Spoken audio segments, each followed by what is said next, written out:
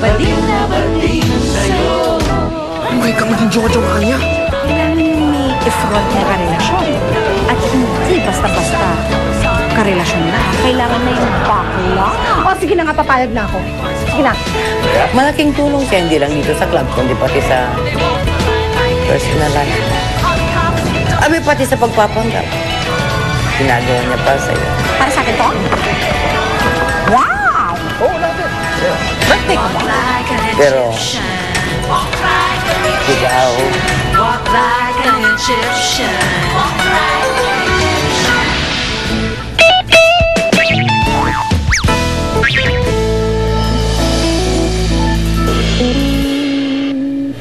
Wow. Yun na masasabi ko, ang husay-husay mo pala. Tonet! Tonet! Vodka, bakit naman nakisali pa kayo kanina dun sa production number namin? Hindi naman kayo kasali dun, ah. Alam mo kung bakit, ha? Alam mo kung bakit? Dahil yun ang kinatutuwa ng mga customers, di ba? Di ba? Gustong-gusto nila yung ginawa nating dalawa. So, di ba, friend? Paano, friend? Baon na lang, friend?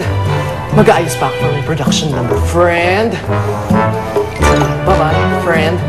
Bye, Joel. Huwag mo napansin mo. Kasi masasabi ko na ang galing mo.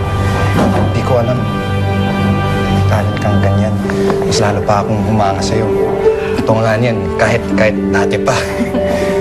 Tonet, kung alam mo lang na... Tonet! Thank you, Joe. Tonet!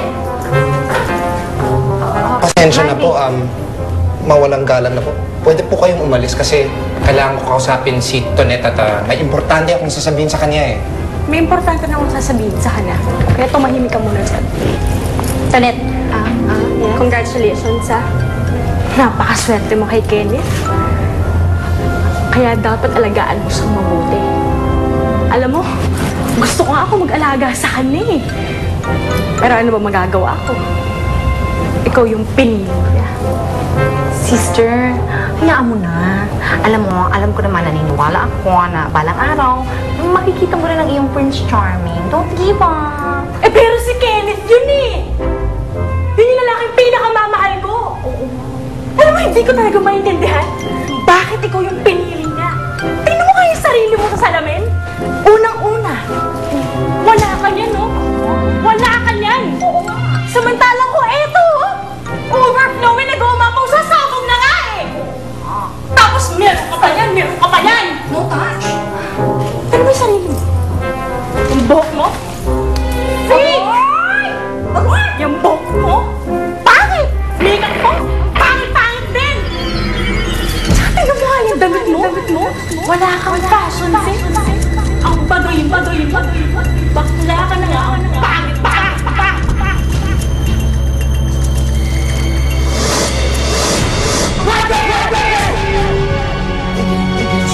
Tonet! Ako! Kalaban mo! No!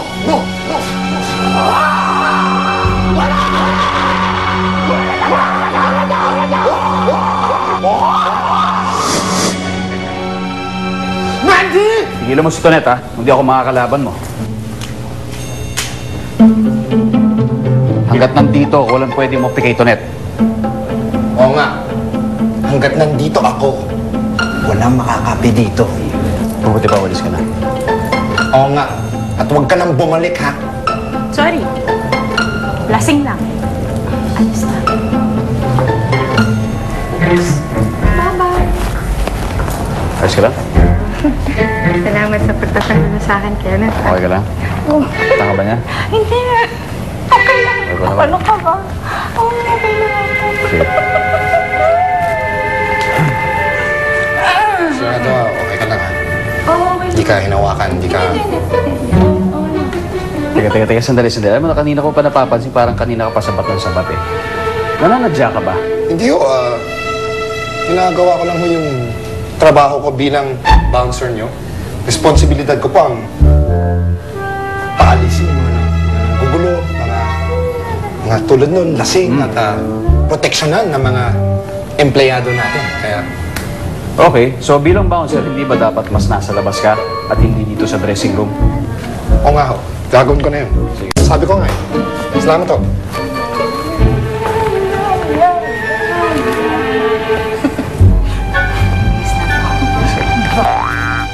Dapat na talaga tumigil na si Tonya sa pagpapanggap niya eh.